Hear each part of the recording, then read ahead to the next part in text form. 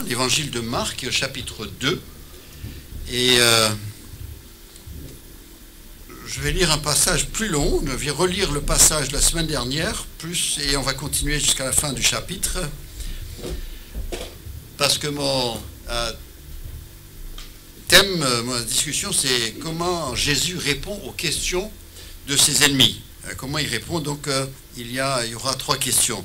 Donc, Marc chapitre 2, et je commence au verset 13. Et donc, dans chaque section, là, il y aura une question qui lui vient de ses ennemis qui le remettent en cause. Verset 13. Jésus sortit de nouveau du côté de la mer. Toute la foule venait à lui, et il les enseignait. En passant, il vit Lévi, fils d'Alphée, assis au bureau des péages. Il lui dit « Suis-moi » Et Lévi se leva et le suivit. Comme Jésus était à table dans la maison de Lévi, beaucoup de publicains et de gens de mauvaise vie se mirent aussi à table avec lui et avec ses disciples, car ils étaient nombreux et l'avaient suivi. Les scribes et les pharisiens, le voyant manger avec les publicains et les gens de mauvaise vie, dirent à ses disciples « Pourquoi mange-t-il et boit-il avec les publicains et les gens de mauvaise vie ?» Ce que Jésus ayant entendu, il leur dit « Ce ne sont pas ceux qui se portent bien, qui ont besoin de médecins, mais les malades. Je ne suis pas venu appeler les justes, mais les pécheurs. » Les disciples de Jean et les pharisiens jeûnaient, et ils vinrent dire à Jésus « Pourquoi les disciples de Jean et ceux des pharisiens jeûnent-ils, tandis que tes disciples ne jeûnent point ?» Jésus leur répondit « Les amis de l'époux peuvent-ils jeûner pendant que l'époux est avec eux? Aussi longtemps qu'ils ont avec eux l'époux, ils ne peuvent jeûner. Les jours viendront où l'époux leur sera enlevé, et alors ils jeûneront en ce jour-là. Personne ne coud une pièce de drap neuf à un vieil habit, autrement la pièce de drap neuf emporterait une partie du vieux, et la déchirure serait pire. Et personne ne met du vin nouveau dans de vieilles outres, autrement le vin fait rompre les outres, et le vin et les outres sont perdus. Mais il faut mettre du vin nouveau dans des outres neuves. Il arriva un jour de sabbat que Jésus traversa le champ de blé. Ses disciples, chemin faisant, se mirent à arracher des épis. Les pharisiens lui dirent « Voici, pourquoi font-ils ce qui n'est pas permis pendant le sabbat ?» Jésus leur répondit « N'avez-vous jamais lu ce que dit David lorsqu'il fut dans la nécessité et qu'il eut faim, et ceux qui étaient avec lui? Comment il entra dans la maison de Dieu du temps du souverain sacrificateur Abiatar et mangea les pains de proposition qu'il n'est permis qu'au sacrificateur de manger. Et il en donna même à ceux qui étaient avec lui. Puis il dit, le sabbat a été fait pour l'homme et non l'homme pour le sabbat, de sorte que le Fils de l'homme est maître même du sabbat. Donc, je vous rappelle, comme on l'a dit déjà plusieurs fois, Marc est en train de s'adresser à des Romains, donc païens, pas d'arrière-plan juif ou d'éducation dans l'Ancien Testament. Et donc là, il prend 3 événements de la vie du ministère de Christ et 3 questions qu'on lui pose. Certainement que ce n'est pas l'un après l'autre, il prend des opportunités. Et donc, la première question que nous avons vue là, au verset 16, les pharisiens disent « Pourquoi, en parlant de Jésus, mange-t-il et boit-il avec les pharisiens et des gens de mauvaise vie ?»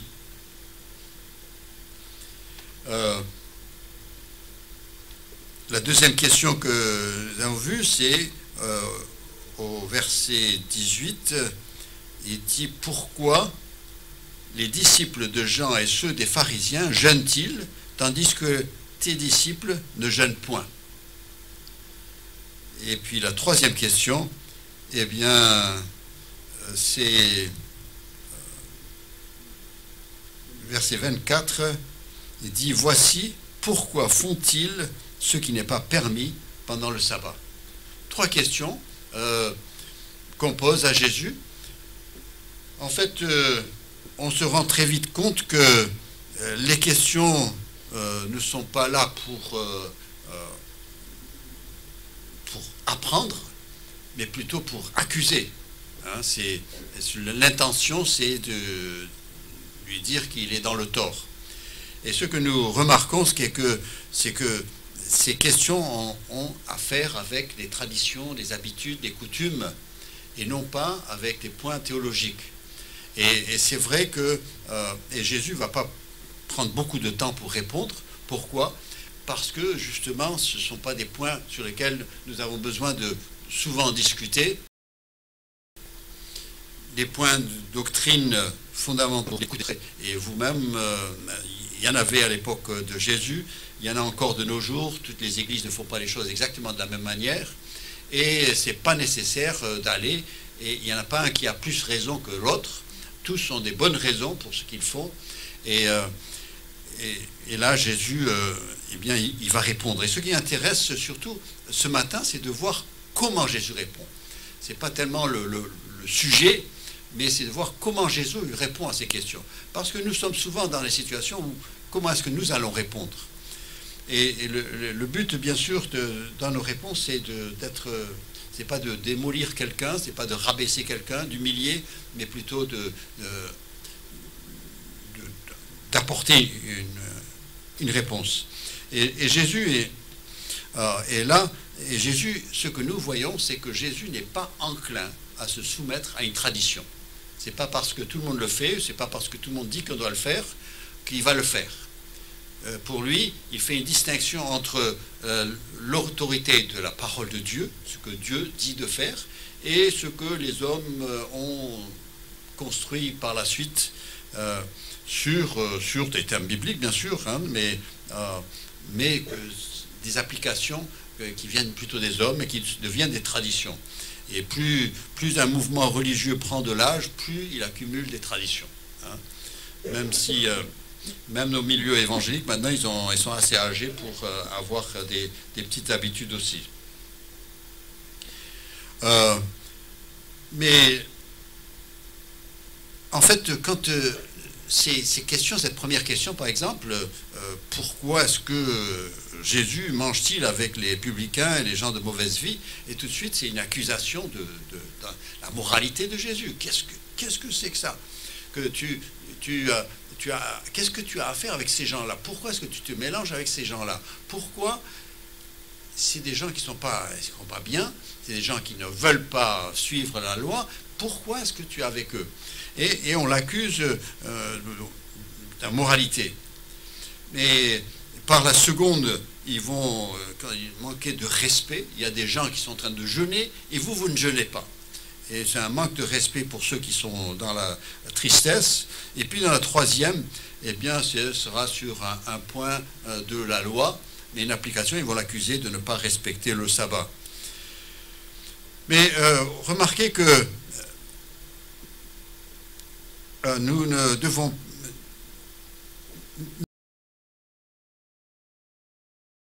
les avocats lisent tout ce qu'il y a à faire. Il n'y a pas de discussion. À quoi est-ce qu'il pensait? Quelle était sa pensée? Et c'est ça que nous devons rechercher. Et Jésus, qui est la parole, qui savait plus que tous ce que disait la loi, eh bien, lui ne voyait pas certaines choses que les pharisiens voyaient dans le texte. Hein, et nous devons faire très attention et même dans notre pensée, il y a, dans notre connaissance de la parole, il y a des choses, ça, la Bible, elle est claire, ça ne peut pas être autrement, c'est ça. Il y a d'autres points où on peut être, j'aime pas le mot tolérant, mais le mot où on laisse de la marge, je ne veux pas dire que c'est du gris ou c'est de la pénombre, mais je veux dire c'est que si Dieu ne l'a pas prononcé de manière claire, c'est qu'il y a de la marge. Hein, et que il y a peut-être plusieurs manières de faire les choses. Et donc, c'est important, il y a peut-être on peut dire, il y a des convictions, hein, ça, la parole dit cela, ça c'est des convictions, ça je ne bouge pas, quoi qu'on fasse. Après, il y a des préférences. Moi, je préfère dans ce sens, mais il y a d'autres qui préfèrent autre chose. Et puis après, il y a des choses où on est tolérant parce que c'est flou. Hein, et là où c'est flou, ben c'est que Dieu a voulu que ça soit flou, parce que, et c'est ça qui, en fait, c'est quand on la Bible est révélée, eh bien, ça peu importe quelle culture. Parce que dans le flou, la culture arrive à trouver sa place, et puis après, il y a nos différents tempéraments, nos personnalités. Et donc, Jésus, lui, eh bien, il reste avec ce qui Dieu a dit, et sinon, il maintient sa liberté. Et nous devons, et ça demande beaucoup de maturité, de sagesse pour le faire. Nous, les êtres humains, on aime bien, voilà, c'est comme ça, et puis tous ceux qui s'écartent de ça, ben, vous n'êtes pas avec nous. Et on doit être... il y a des points qui sont clairs. Et là, on ne peut pas toucher. Et puis après, il y a d'autres choses qui peuvent. Donc Jésus, lui, c'est un... Et par-dessus tout, et il est notre exemple, et on le voit dans sa manière de répondre, que finalement, il connaît quels sont ses principes, ses convictions de base, et puis le reste, eh bien, il ne se prononce pas. Jésus ne répond pas à ces questions accusatrices en évoquant des points de doctrine. Il n'a pas évoqué ni les attributs de Dieu, ni pour répondre à ces questions. Pour lui, c'est une autre catégorie. Et puis surtout, quand vous voyez dans ses réponses, qu'il n'est pas provocateur. Il n'essaie pas de mettre de l'huile dans le feu dans la discussion et de la faire durer. Hein, il a des petites réponses simples qui finalement mettent fin à la discussion. C'est là où nous devons avoir beaucoup de sagesse. Son but n'est pas il répond sans offenser forcément, hein, même si l'autre comprend que il n'est pas d'accord ou il ne partage pas la pensée, mais il n'est pas là pour offenser. Et c'est important, et c'est un exemple pour nous, c'est un modèle pour nous dans nos comportements avec les uns et les autres. Jésus, qu'est-ce qu'il pouvait dire? On a dit, mais pourquoi est-ce qu'il mange et boit avec les publicains, les gens de mauvaise vie? Et Jésus, regardez sa réponse, il dit, eh bien, ce ne sont pas ceux qui se portent bien qui ont besoin du médecin, mais les malades. Qu'est-ce qu'on peut dire? Bien sûr, il n'y a pas 36 manières de comprendre ça. Et tout le monde est d'accord, il a une réponse. Et en même temps, dans sa réponse, il y a un contenu important. Parce qu'il est en train de dire, oui, ils sont malades. Je reconnais, ils sont malades. Hein, et en même temps, il est en train de dire, je suis le médecin. Et je suis le médecin qui va auprès des malades pour les aider. Et il n'y a rien de plus normal. C'est normal qu'un médecin aille vers le malade pour l'aider, l'assister. Et donc, on ne peut rien dire.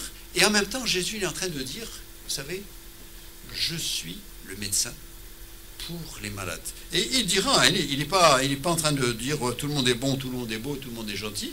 Il dit, je suis venu, et il termine sa réponse en disant, je ne suis pas venu pour appeler des justes, mais des pécheurs.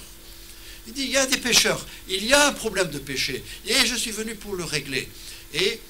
Mais je suis celui qui peut aider, je suis celui qui a la réponse, je suis celui qui peut délivrer du péché, je suis celui qui peut transformer le pécheur. Et donc sa réponse, elle est riche en étant toute simple. Et c'est... Marc, il choisit quelque chose que ces Romains auxquels il s'adresse peuvent comprendre. Et qui met en valeur Jésus-Christ. La seconde question nous l'avons vu, elle est là. Mais pourquoi les disciples de Jean et ceux des pharisiens, au verset 18, jeûnent-ils, tandis que tes disciples ne jeûnent point?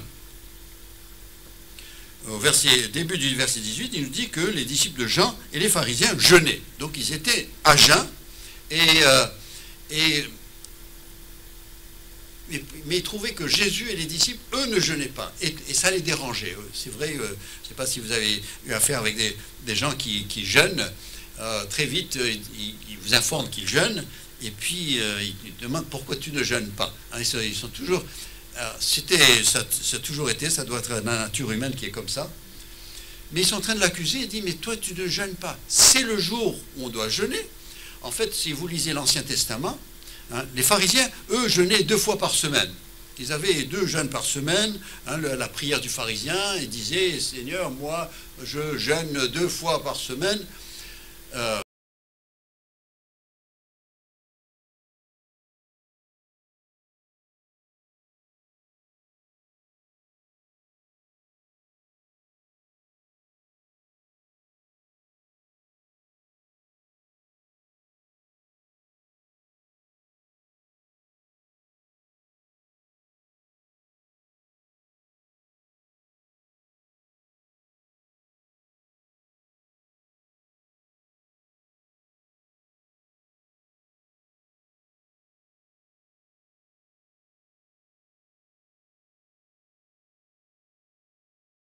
Institué, c'était celui du jour, aujourd'hui on appelle le jour Yom Kippour, le jour du grand pardon. C'était ce jour-là, tout le monde jeûnait.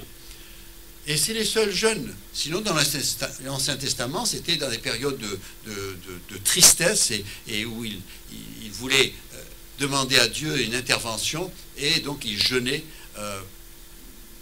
à cause d'une situation, d'une crise, comme pensez à l'histoire d'Esther, par exemple. Mais sinon, il n'y a pas de loi sur le jeûne. Il dit, quand tu jeûnes, voilà, mais il n'y a rien qui l'oblige. Mais les pharisiens disent, moi, nous, on a choisi des jours, donc, puisque nous, on a choisi des jours où vous devez jeûner, alors vous devez jeûner aussi. Et là, encore une fois, Jésus se trouve là devant ces... En fait, le problème n'est pas le jeûne ici, c'est pas la discussion du jeûne, c'est le fait de respecter les traditions. Nous, on a décidé qu'il faut faire d'une certaine manière. Alors, pourquoi tu ne fais pas de cette manière-là? Et c'est un domaine, le jeûne, finalement, comme il n'y a pas de règles données concernant le jeûne, chacun est libre de jeûner comme il l'entend. Et les méthodes sont nombreuses, et je ne vais pas rentrer là-dedans parce que ce n'est pas mon sujet. Mais c'est d'imposer une manière de faire à tout le monde. Et Jésus ne va pas se laisser mettre dans un moule formé par les gens. Parce qu'on aurait pu, vous savez, ça commence, on pourrait avoir des traditions, ça pourrait aller depuis la manière dont les hommes rasent leur barbe jusqu'à la position dans laquelle on se tient quand on prie. Ils auraient pu discuter avec Jésus, ils disent, oui, mais pourquoi quand tu pries, eh bien, tu ne regardes pas vers le ciel, tu étends pas tes bras, et tu fais avec les paumes vers le haut, et puis pourquoi tu... On peut discuter de toutes sortes de choses. Il y a toutes sortes de manières. Et si vous circulez dans les différents milieux évangéliques, rien qu'évangéliques, vous trouvez différentes manières. Mais ce qui est curieux, c'est que tous dans une même assemblée font tous de la même manière. On se copie. Mais Jésus dit, moi je rentre pas, je ne veux pas rentrer dans une discussion, un débat. En fait, Jésus n'aime pas encourager l'hypocrisie. Je ne sais pas si vous vous souvenez dans Matthieu chapitre 6, quand Jésus parle, dans le Sermon sur la montagne, il parle du jeûne. Et au chapitre 6, verset 16, il dit, lorsque vous jeûnez, ne prenez pas un air triste comme les hypocrites, qui se rendent le visage tout défait pour montrer aux hommes qu'ils jeûnent. Je vous le dis en vérité, ils reçoivent leur récompense. Ils l'ont fait pour être vus par les hommes, voilà leur récompense. Finalement, ça ne leur rapporte rien de la part de Dieu. Mais ils se rendent tout tristes, ils ont une tête triste, et pour que tout le monde sache qu'il jeûne. Et Jésus dit, moi je ne rentre pas dans ce jeu-là. Il a dit, moi je ne fais pas comme les hypocrites, vous jeûnez, et vous ça vous dérange que nous on soit heureux alors que vous êtes en train de faire la tête.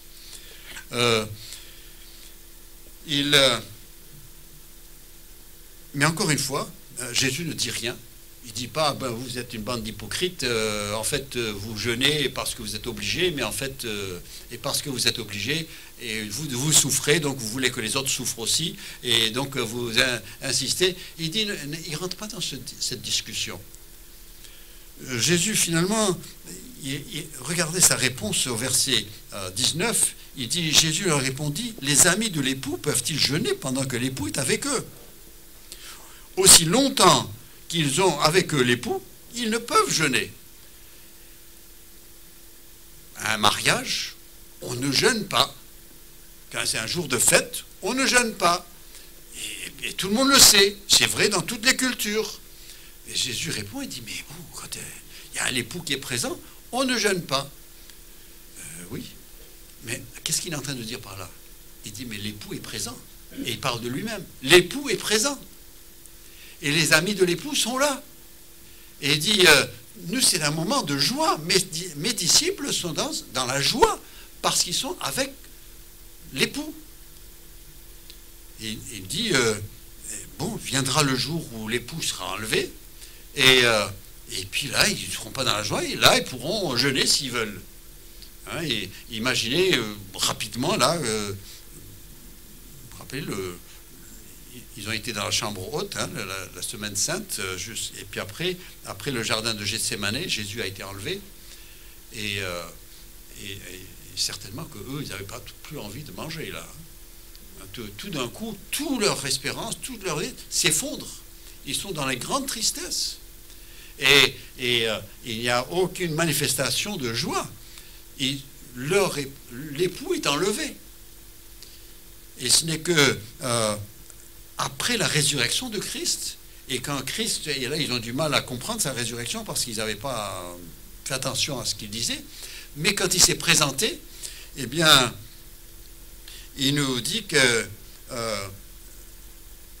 et quand il lui dit cela, hein, quand Jésus apparaît dans la chambre haute, et les disciples sont là, il leur montra ses mains et son côté, et les disciples furent dans la joie en voyant le Seigneur. La joie est revenue.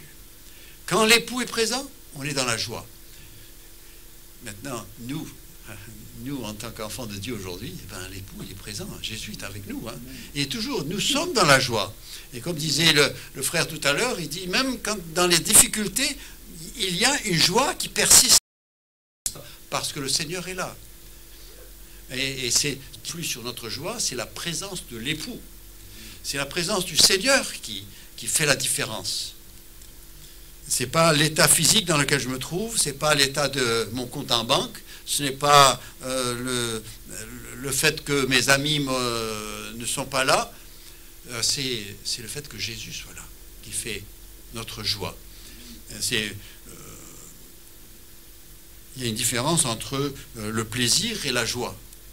Le plaisir, si vous avez un peu d'argent, vous pouvez vous offrir du plaisir. Mais si vous avez le Seigneur, vous avez la joie. Et la joie qui ne peut nous être enlevée. Vous savez, je reviens maintenant aux habitudes et où on veut tous faire la même chose et on est tenté de faire la même chose. On copie le prochain. On le voit souvent dans une assemblée remplie de monde, et puis il y a la musique qui nous entraîne, et puis tout le monde est entraîné, et si vous regardez hein, avec une caméra, vous voyez tous ceux-là sont en train, avec ardeur, et ils sont dedans et en train de louer le Seigneur,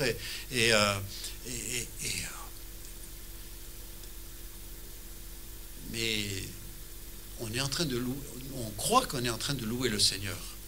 Mais le Seigneur, qui est le scruteur de nos cœurs, quand il regarde, qu'est-ce qu'il cherche? C'est pas combien on chante fort, mais c'est de voir l'état de notre cœur. est-ce que vraiment on est en train de louer le Seigneur? Ou est-ce qu'on est en train de... Dernièrement, mon épouse a eu une visite avec une voisine, et elle dit, ah, j'étais dans une église là, et puis ça a chanté tout ça. Elle ne connaît même pas le Seigneur, elle ne sait rien du tout. Mais elle a pu chanter les paroles. Vous savez, et le Seigneur, c'est pas ce que tous ensemble, oui, on va tous jeûner ensemble, on va être tous tristes ensemble, ou bien on va tous louer le Seigneur ensemble. Et le Seigneur regarde les cœurs. Et là, Jésus, il n'était pas prêt à rentrer dans le jeu, et il dit non, j'ai de la joie, donc je vais être dans la joie. Et c'est un peu pour illustrer ce que je veux dire. Imaginez un monsieur qui est en train de marcher, je vois, il y a un monsieur qui est en train de marcher, et puis il regarde la dame à côté de lui, et lui dit, chérie, je t'aime, bisous, et elle lui tend la joue, et voilà. Et alors il y a un monsieur qui est en train de regarder, il dit, tiens, moi aussi je vais le faire. Il s'approche, et il dit à la dame, chérie, je t'aime, bisous. Il a de la chance, il ne prend pas une gifle, lui. Quelle est la différence? Les mots sont les mêmes. Les circonstances sont les mêmes. Mais quelle est la différence? La relation. C'est pas la même. Vous savez, et ce n'est pas, on ne fait pas n'importe quoi avec Dieu. Lui, il voit, est-ce que tu as la relation? Est-ce qu'il y a quelque chose entre nous? Hein, c'est pas ce que tu... Et vous savez, et trop souvent, on a cette tradition, elle est emportée par... Dernièrement, et puis c'est l'un de vous qui m'a envoyé même un mot, mais vous avez peut-être entendu parler de ce chant qui est religieux, qui fait le buzz sur le TikTok. Hein, que tout le monde est en train de chanter. Et c'est même sur la radio, ils en parlent, Sinous en parle, tout le monde en parle. Hein, ce chant, et dont les paroles sont très bien. Hein, c'est un prêtre catholique africain qui a composé ce chant il y a une dizaine d'années, et tout d'un coup, tout le monde le chante. C'est les paroles, comment ne pas te louer, Seigneur Jésus, quand je regarde autour de moi, je vois ta gloire, Seigneur Jésus, je te bénis. Ah, des belles paroles, il n'y a pas de problème. Mais il y a des gens qui les boîtes de nuit le chantent, dans les églises le chantent, dans la rue le chantent, des non-chrétiens le chantent, tout le monde le chante. Il dit, mais ça va pas, non? Les paroles, le problème ne sont pas les paroles. Mais est-ce que la personne a la relation avec le Seigneur pour pouvoir le chanter? Hein, et c'est ça qui est important. Et c'est là où Jésus dit, non, le jeune, pas jeune, c'est pas un problème. Mais est-ce qu'il y a quelque chose dans ton cœur pour ta joie ou pour ta tristesse? Mais sois vrai devant le Seigneur. Et Jésus, il veut préserver sa liberté d'être vrai. Et la vérité, ce n'est pas restrictif. La vérité nous donne beaucoup de liberté. Dieu est vérité. Jésus n'était que vérité. Et il n'avait pas l'impression de vivre dans une petite boîte. Hein. Et donc, nous devons aussi, c'est nous qui avons notre problème, c'est parce que nous avons des désirs, nous voulons un peu du désir du monde et un peu ceux du Seigneur, et donc on trouve que c'est restrictif. Mais non, il faut rentrer, soit on est dans le poisson, il ne trouve pas la rivière restrictive, même s'il est obligé de rester dans l'eau, tout comme l'oiseau dans les airs ne trouve pas ça restrictif, parce qu'il est fait pour vivre dans l'air. Mais le poisson qui sort de l'eau, alors là, il a un problème. Ou le poisson qui sort de l'eau, il a un problème, ou l'oiseau qui est dans l'eau, un problème aussi. Quel est mon milieu? Et c'est là où je m'épanouis. C'est là où je trouve... Et c'est un peu, pour ceux qui ont reçu les versets de ce matin, dans Hébreux chapitre 10, et les versets 19 à 21, Hébreux chapitre 10, versets 9 à 21, 19 à 21. Ainsi donc, frères, puisque nous avons au moyen du sang de Jésus une libre entrée dans le sanctuaire, qu'il a inauguré pour nous dans la foi, les cœurs purifiés d'une mauvaise conscience et le corps lavé d'une eau pure. Retenons fermement la profession de notre espérance, car celui qui a fait la promesse est fidèle. Veillons les uns sur les autres pour nous exciter à la charité et aux bonnes œuvres. N'abandonnons pas notre assemblée comme c'est la coutume de quelques-uns, mais exhortons-nous réciproquement, et cela d'autant plus que vous voyez s'approcher le jour. Il dit, et c'est facile de dire, ah, le Seigneur vient bientôt, je crois, je suis convaincu. Eh bien, s'il vient bientôt, alors mets de l'ordre dans ta vie, hein, si tu le crois vraiment. Et Jésus nous invite à être sincères. Lui, il a voulu être vrai, et donc il préserve sa liberté, et il n'impose rien à ses disciples. Et il veut cette même liberté pour ses disciples, donc nous. La troisième question, qui touche le sabbat. Les scribes et les pharisiens, ils avaient toutes sortes de règles sur le sabbat. Et on ne pouvait que marcher une certaine distance, et on ne pouvait pas faire ceci, pas faire cela. Hein, et même ça existe encore aujourd'hui. Donc ils ont des cuisinières, hein, pour réchauffer le plat. Comme on ne peut pas allumer le feu le jour du sabbat, donc ils ont des cuisinières qui sont programmées déjà jeudi soir, vendredi soir, pour que ça s'allume à une telle heure. Maintenant, c'est courant. Ou bien on fait faire par quelqu'un qui n'est pas juif, et on fait faire le travail par les autres. Mais c'est tellement strict. Alors que le jour du sabbat n'est pas...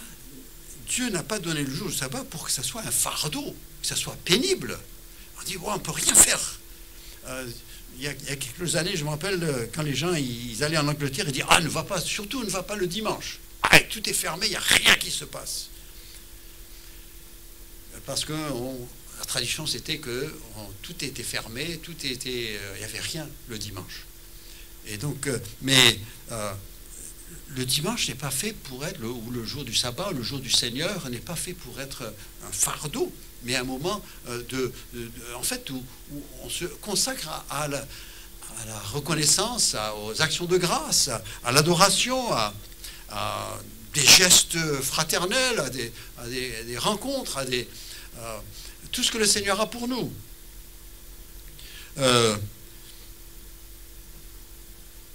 Mais ces pharisiens qui étaient tellement stricts, mais finalement, comment est-ce qu'ils passaient leur sabbat? Regardez pour voir si tout le monde respectait toutes les règles.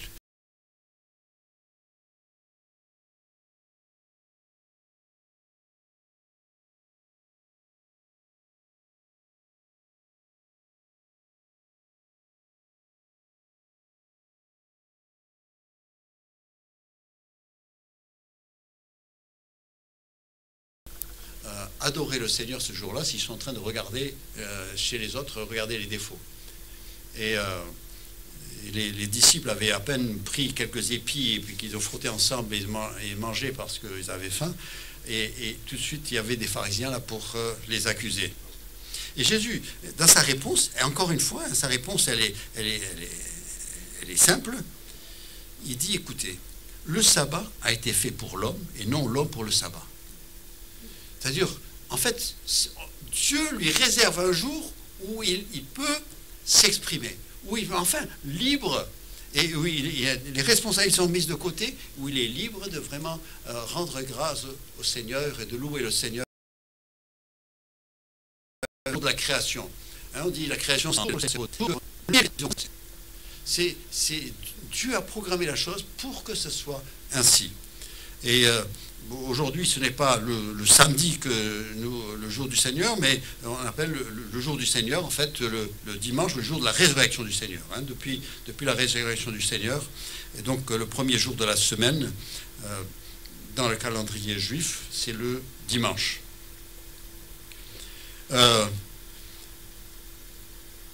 Donc, en fait, ce que le Seigneur veut, c'est que toute notre semaine soit autour du dimanche, et du moment du dimanche, du jour où on se rencontre, et où les frères et sœurs se rencontrent et louent le Seigneur, et partage, et échange les fardeaux, et porter les fardeaux des uns des autres. C'est ce jour-là. Et en fait, les gens du monde, hein, vous les connaissez, hein, parce qu'on a été là tous, c'est que eux programment leur semaine, c'est en vue de vendredi soir, samedi soir. Hein, toute la semaine, on est en train de penser à ce qu'on va faire vendredi soir, samedi soir, parce que là, on s'éclate si on peut se le permettre. Le chrétien, lui, il construit sa semaine, mais en fonction de dimanche. Et il programme tout. C'est pas dimanche, c'est là, si j'ai rien à faire, si je suis libre, mais là, alors tu es un païen. Ta semaine, c'est une semaine païenne. Et puis, tiens, mais si je suis vraiment le Seigneur, c'est mon Seigneur. Et donc là, je dis, bon, je construis tout. Combien de fois les gens m'ont dit, je dis, bon, est-ce qu'on peut se voir dimanche soir? Ah non, dimanche soir, on se prépare pour lundi. D'accord? Parce que lundi, c'est le travail. On reprend le travail. Et bien alors, le chrétien, il doit dire, ah non, pas samedi soir, parce que samedi soir, je me prépare pour dimanche. Parce que c'est le jour du Seigneur. C'est le monde, il a son programme, il a ses priorités. L'enfant de Dieu a les siennes. Et depuis que je suis enfant de Dieu, je vois les choses autrement. Et donc, toute ma semaine est en vue du dimanche. De libérer, de faire. Les courses sont faites, on va passer du temps, on va avoir du temps libre avec les frères et sœurs, avec la famille. Bon, il y a des devoirs aussi de famille aussi, mais autant que possible. Seigneur comprend, nous n'allons pas tous passer notre dimanche de la même manière. Le Seigneur comprend les contraintes que nous avons, vu où nous vivons, avec qui nous vivons, avec la famille, avec les relations, tout ça. Mais ce que le Seigneur veut, il dit, mais est-ce que tu as pensé à moi et tu as fait ton maximum pour moi, hein? C'est comme Jésus disait de la veuve qui a mis les 2 pièces dans le tronc, il a dit, c'est pas une question de combien elle a mis, c'est une question de l'importance qu'elle a donnée à ce qu'elle a mis. Pour elle, c'était la chose la plus importante, elle a donné tout ce qu'elle avait. De mon temps, du programme de ma semaine. Quelle importance. Et le Seigneur veut voir, Jésus dit, non, vous êtes libre de faire ce que vous voulez. Mais,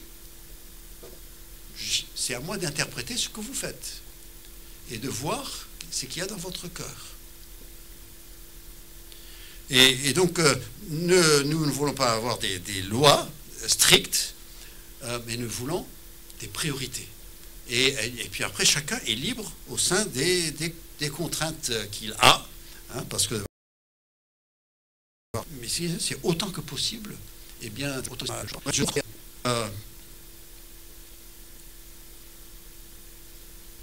nous ne devons pas nous laisser mouler par le monde, les valeurs du monde, ni par les traditions que les hommes veulent imposer.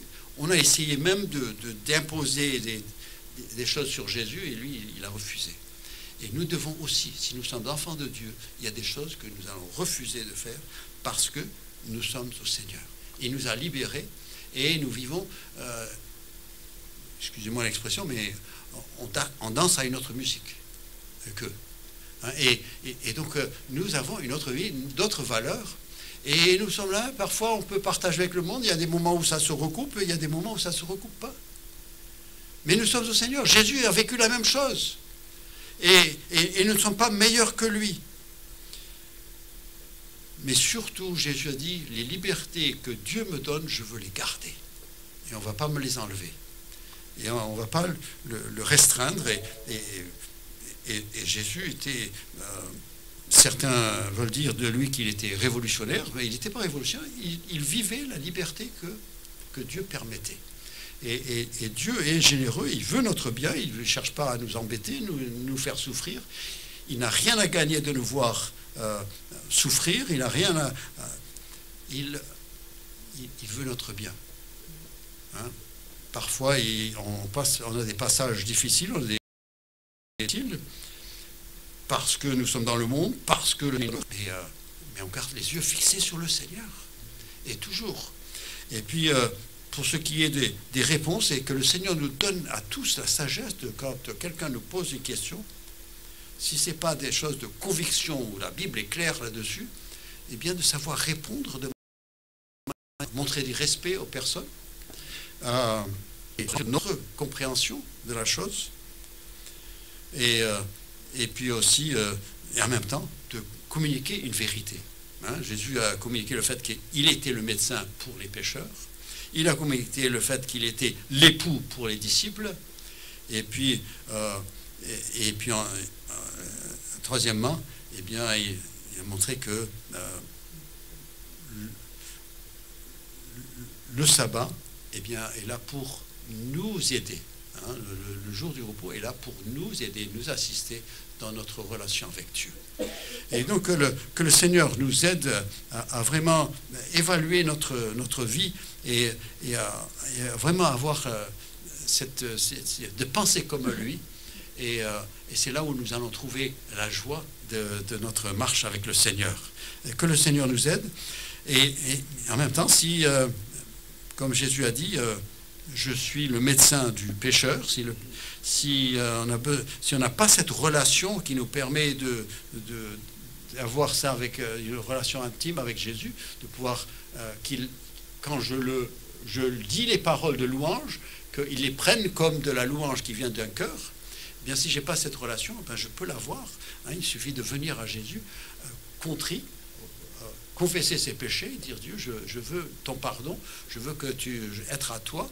Et puis tout d'un coup, on a cette relation. Et là, eh bien, là, on peut exprimer des choses que Dieu ne entend pas quand ça vient de la bouche des autres. Il préfère entendre les cris des enfants que certaines belles prières de certains. Le pharisien, lui, Dieu ne l'a pas entendu. Mais le publicain qui disait Dieu, aie pitié de moi, aie miséricorde de moi parce que je suis un homme pécheur, là Dieu a entendu. Là c'est allé directement. Parce que ça venait directement du cœur. Et ce n'était pas pour plaire aux autres. Et que nous puissions être vrais. Et pas... c'est pas... Parfois, on donne les règles parce qu'on veut imposer à tout le monde une certaine spiritualité, mais s'ils ne l'ont pas dans le cœur, ça ne rend pas plus spirituel. Mais s'ils l'ont dans le cœur, ben, c'est avec plaisir qu'ils agissent de certaines manières. Donc que le Seigneur nous aide, et puis ne soyons pas trop durs avec les autres, soyons peut-être un peu plus durs avec nous-mêmes et moins durs avec les autres, et ça ira très bien. Nous allons prier. Père Céleste, combien nous sommes reconnaissants à toi pour tes bienfaits, nous te remercions pour ton exemple. Et Marc a pu relever ce comportement chez toi, en fait pour t'élever aux yeux de ces païens auxquels il s'adressait. Et Seigneur, nous aussi, nous sommes dans l'admiration de ta manière de répondre. Combien de fois tu as répondu à des questions et nous sommes dans l'admiration. Même le monde est dans l'admiration. Il te cite, il cite tes réponses. Donner à César ce qui est à César et à Dieu ce qui est à Dieu. Tellement c'était profond que même les gens du monde le citent, sans savoir que ça vient de toi. Mais Seigneur, nous voulons que tu nous aides et dans nos priorités, dans notre marche tous les jours, notre manière de vivre. Et Seigneur, que nous puissions rester libres là où nous sommes et de pouvoir nous exprimer selon la liberté que tu nous accordes et en même temps être attachés à ce qui est vrai et tes commandements. Seigneur, c'est au nom de Jésus-Christ que nous te prions. Amen.